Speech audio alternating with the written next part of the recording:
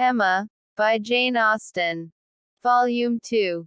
Chapter 17. When the ladies returned to the drawing room after dinner, Emma found it hardly possible to prevent their making two distinct parties. With so much perseverance in judging and behaving ill did Mrs. Elton engross Jane Fairfax and slight herself.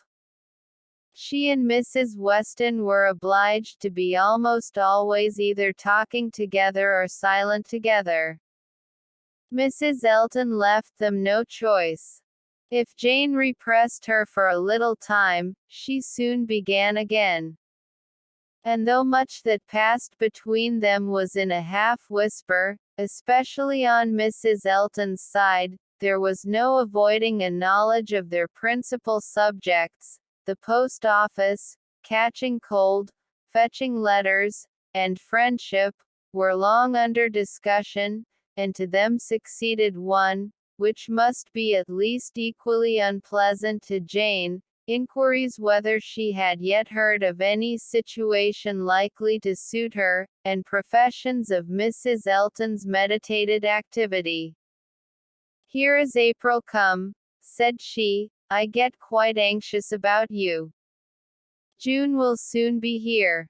But I have never fixed on June or any other month, merely looked forward to the summer in general." "But have you really heard of nothing?" "I have not even made any inquiry. I do not wish to make any yet." "Oh, my dear, we cannot begin too early. You are not aware of the difficulty of procuring exactly the desirable thing." "I'm not aware," said Jane, shaking her head. "Dear Mrs. Elton, who can have thought of it as I have done? But you have not seen so much of the world as I have. You do not know how many candidates there always are for the first situations. I saw a vast deal of that in the neighborhood round Maple Grove. A cousin of Mr. Suckling, Mrs. Bragg, had such an infinity of applications. Everybody was anxious to be in her family, for she moves in the first circle. Wax candles in the schoolroom. You may imagine how desirable. Of all houses in the kingdom, Mrs. Bragg's is the one I would most wish to see you in. Colonel and Mrs. Campbell are to be in town again by midsummer," said Jane. "I must spend some time with them. I am sure they will want it. Afterwards I may probably be glad to dispose of myself. But I would not wish you to take the trouble of making any inquiries at present." "Trouble. I know your scruples. You are afraid of giving me trouble, but I assure you, my dear Jane, the Campbells can hardly be more interested about you than I am. I shall write to Mrs. Partridge in a day or two, and shall give her a strict charge to be on the lookout for anything eligible." "Thank you, but I would rather you did not mention the subject to her, till the time draws nearer. I do not wish to be giving anybody trouble. But, my dear child, the time is drawing near. Here is April, and June, or say even July, is very near, with such business to accomplish before us. Your inexperience really amuses me. A situation such as you deserve, and your friends would require for you, is no everyday occurrence, is not obtained at a moment's notice. Indeed, we must begin inquiring directly. Excuse me, ma'am, but this is by no means my intention. I make no inquiry myself, and should be sorry to have any made by my friends. When I am quite determined as to the time, I am not at all afraid of being long unemployed. There are places in town, offices, where inquiry would soon produce something, offices for the sale, not quite of human flesh, but of human intellect." "Oh, my dear, human flesh. You quite shock me. If you mean a fling at the slave trade, I assure you Mr. Suckling was always rather a friend to the abolition. I did not mean, I was not thinking of the slave trade, replied Jane. Governess trade, I assure you, was all that I had in view, widely different certainly as to the guilt of those who carry it on, but as to the greater misery of the victims, I do not know where it lies.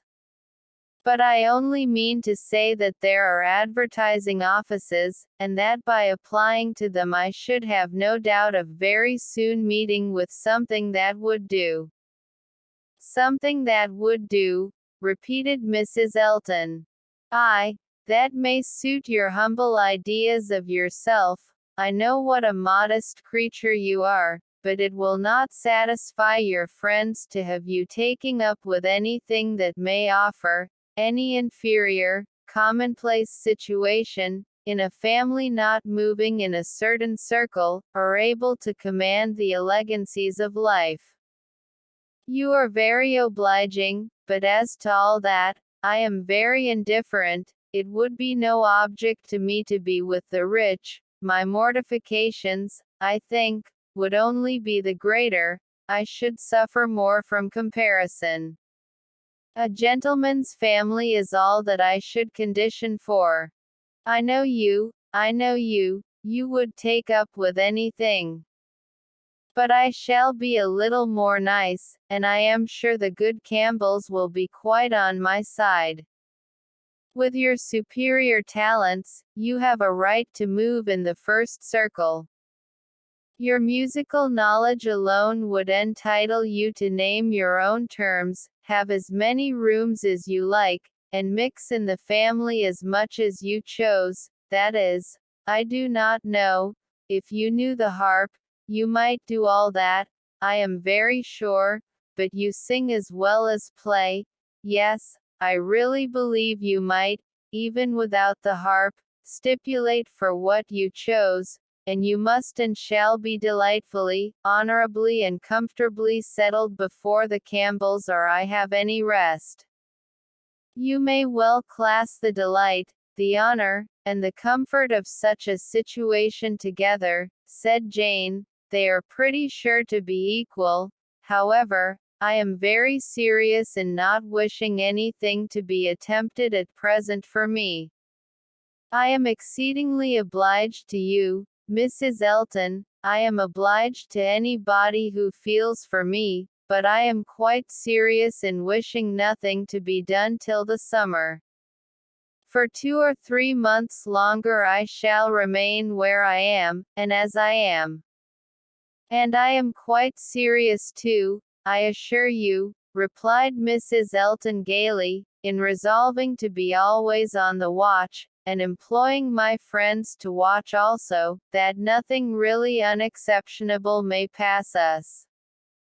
In this style she ran on, never thoroughly stopped by anything till Mr. Woodhouse came into the room. Her vanity had then a change of object, and Emma heard her saying in the same half-whisper to Jane, "Here comes this dear old beau of mine, I protest. Only think of his gallantry in coming away before the other men. What a dear creature he is, I assure you I like him excessively. I admire all that quaint, old-fashioned politeness. It is much more to my taste than modernese. Modernese often disgusts me. But this good old Mr. Woodhouse, I wish you had heard his gallant speeches to me at dinner. Oh, I assure you I began to think my caro sposo would be absolutely jealous. I fancy I am rather a favorite. He took notice of my gown. How do you like it? Selina's choice, handsome, I think, but I do not know whether it is not over-trimmed.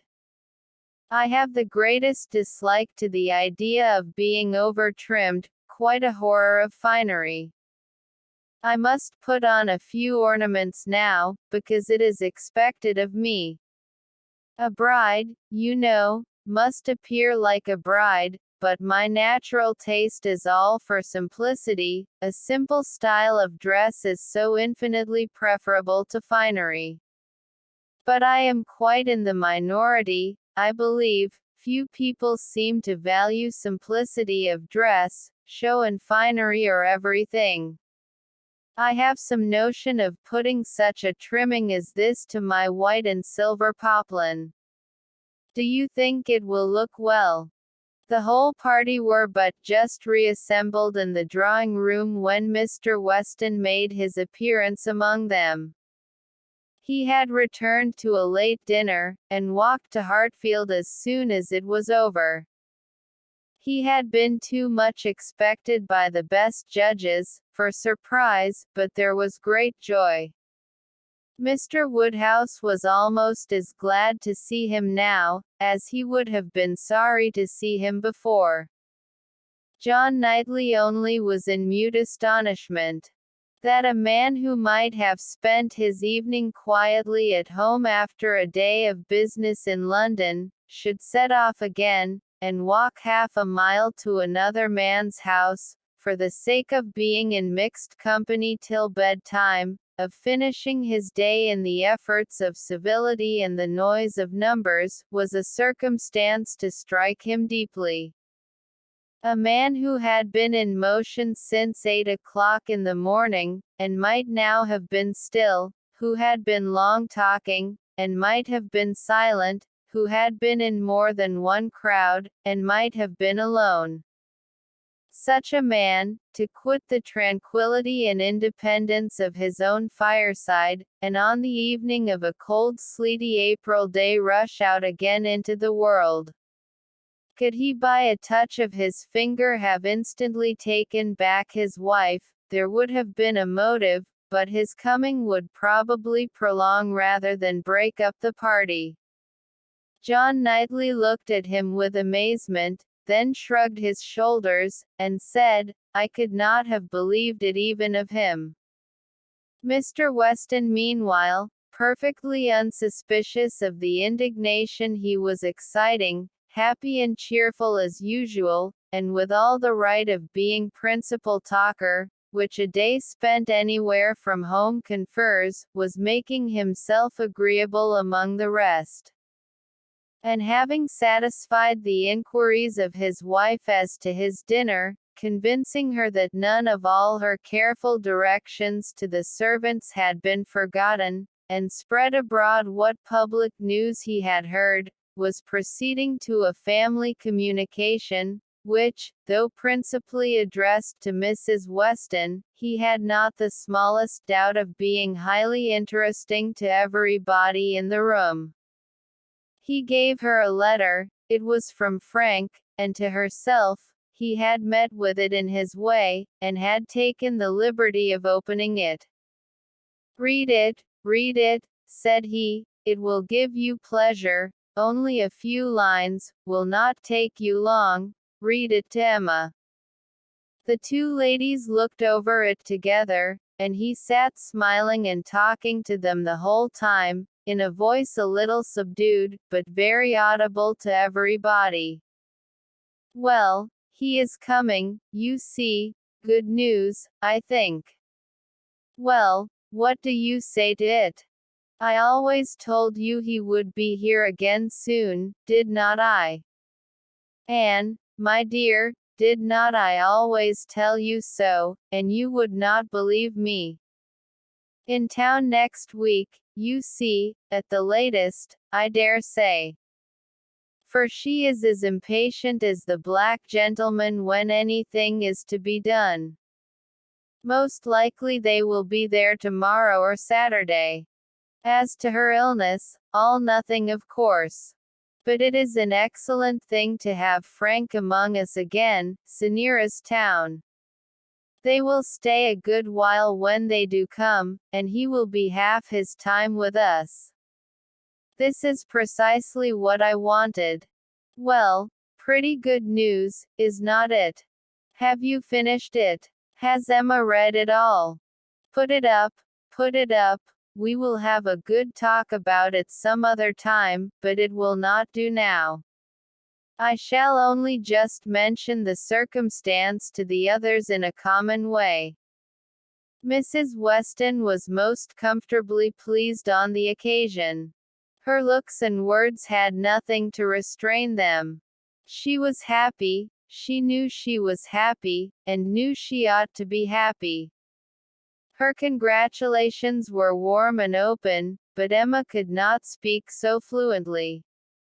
She was a little occupied in weighing her own feelings, and trying to understand the degree of her agitation, which she rather thought was considerable. Mr. Weston, however, too eager to be very observant, too communicative to want others to talk, was very well satisfied with what she did say, and soon moved away to make the rest of his friends happy by a partial communication of what the whole room must have overheard already. It was well that he took everybody's joy for granted, or he might not have thought either Mr. Woodhouse or Mr. Knightley particularly delighted.